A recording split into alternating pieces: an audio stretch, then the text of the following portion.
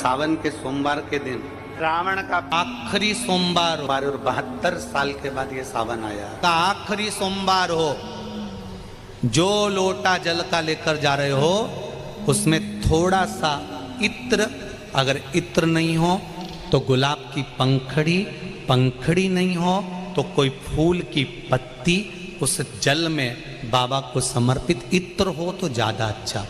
आखिरी सोमवार को या सावन महीने का आखिरी दिन आप शिव को जब 2 लोटा जल चढ़ाएं तो उसमें इत्र का भाव रखकर, कामना कर कर, त्र्यंबकेश्वर बाबा का स्मरण कर कर और महामृत्युंजय मंत्र को जपते हुए। कौन सा मंत्र? ये वेद का बड़ा सुंदर मंत्र है, इसको चिल्लाकर नहीं बोला जाता, भीतर से बोलिए। एक महामृत्युंजय मंत्र का स्मरण करते हुए, और अगर महामृत्युंजय मंत्र याद नहीं हो तो पंचाक्षर मंत्र नमः शिवाय, पंचाक्षर का स्मरण नहीं रहे तो षडाक्षर ओम नमः शिवाय, षडाक्षर का स्मरण नहीं हो तो श्री शिवाय नमस्तुभ्यम मंत्र का स्मरण कर कर इत्र का जल शिव जी को समर्पित करो और बाबा से निवेदन करो कि 1 महीना तेरी कृपा से सावन के निकले, तूने जल चढ़वाया, बीच में कोई दिन छूट गया, कोई कारण आ गया, हम जल नहीं चढ़ा पाए। जैसे भगवान विष्णु एक कमल का पुष्प नहीं चढ़ा पाए थे तो उन्होंने अपना नेत्र निकाल कर दे दिया था, तो भगवान शंकर इतने प्रसन्न हुए थे कि उन्होंने अपना सुदर्शन चक्र दे दिया था। विष्णु भगवान ने नेत्र दिया, शंकर भगवान ने सुदर्शन दिया। तो भगवान शंकर से कहना, अगर बीच में कोई त्रुटि हो गई हो, सावन के महीने में कोई पूजा अधूरी रह गई हो, कोई त्रुटि हमसे हो गई हो और हम जल नहीं चढ़ा पाए हों, तो आखिरी दिन सावन के इत्र का जल चढ़ा देने से बाबा उस त्रुटि को समाप्त कर कर कामना पूर्ण कर दें। शिव समाधान, सारी समस्या का हल 1 लोटा जल। पर सावन के महीने में 2 लोटा जल। आपको मालूम होगा कि ये सोमवार का दिन, सावन के महीने का सोमवार इतना प्रसिद्ध क्यों है? श्रावण के महीने के सोमवार का इतना महत्व क्यों होता है?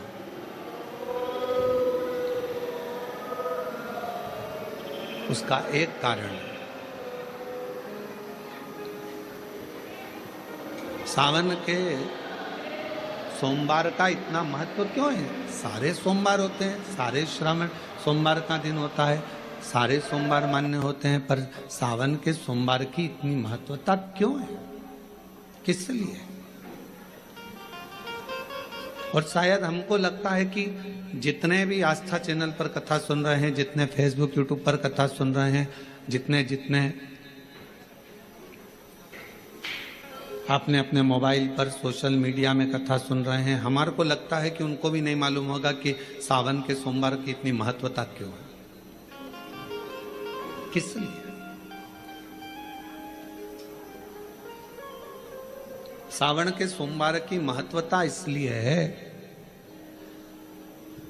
कि भगवान देवाधिदेव महादेव का विवाह ख्याति देवी लक्ष्मी जी से करना चाहती थी, पर माता लक्ष्मी ने, भगवान शिव ने माता लक्ष्मी का चेहरा देखा, पढ़ लिया कि ये तो भगवान नारायण के स्नेह है, और भगवान नारायण लक्ष्मी जी से विवाह करना चाहते,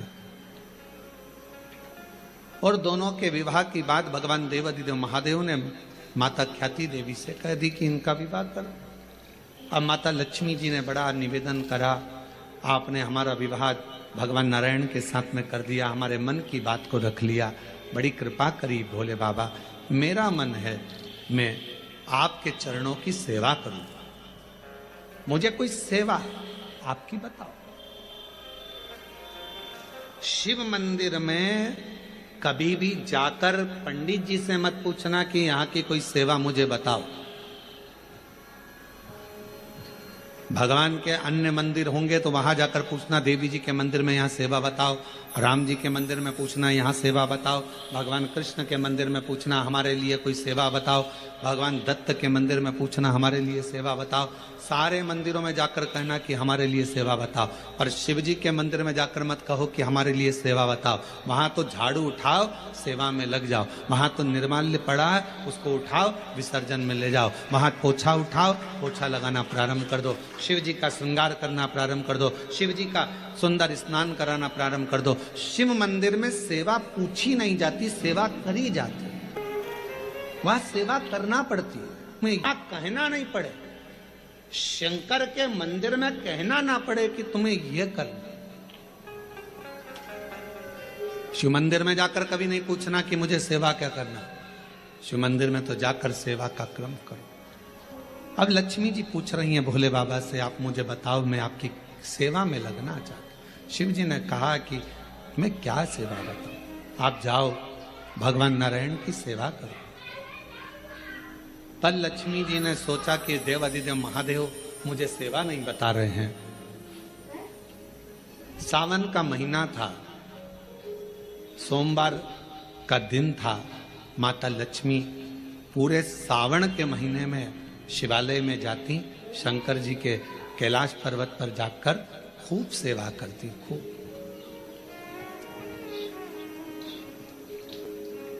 प्रथम सोमवारी निकल गई, द्वितीय सोमवारी निकल गई, तृतीय निकल गई, चतुर्थ आ गई। सोमवारियां निकलती चली गई। सावन का आखिरी सोमवार, देवाधिदेव महादेव प्रसन्न हो गए। लक्ष्मी को बुलाया, हे लक्ष्मी, पूरी दुनिया में केवल महासंबोधन मेरे नाम के आगे लगा है। लोग मुझे देव अधिदेव महादेव कहते हैं। सारी पुराणों को केवल पुराण कहा जाएगा, पर शंकर की पुराण को भी महासंबोधन से संबोधित किया जाएगा, शिव महापुराण। लक्ष्मी, मुझसे जो जुड़ा हुआ है, मेरे नाम के आगे महासंबोधन लगा हुआ है, लोग मुझे महादेव कहते हैं। और लक्ष्मी, तूने पूरे श्रावण के महीने में मेरी सेवा करी है, और आज सोमवारी के दिन तूने मेरी अविरल भक्ति को धारण करा है। बिना पूछे सेवा में, बिना दिखावे के तल्लीनता से सेवा करी है। मैं अपना महासंबोधन दुनिया में किसी को नहीं देता, आज तुझे दे रहा हूं। और लक्ष्मी केवल लक्ष्मी नहीं रही, उस दिन से लक्ष्मी मां लक्ष्मी। लक्ष्मी केवल लक्ष्मी नहीं रही, उस दिन लक्ष्मी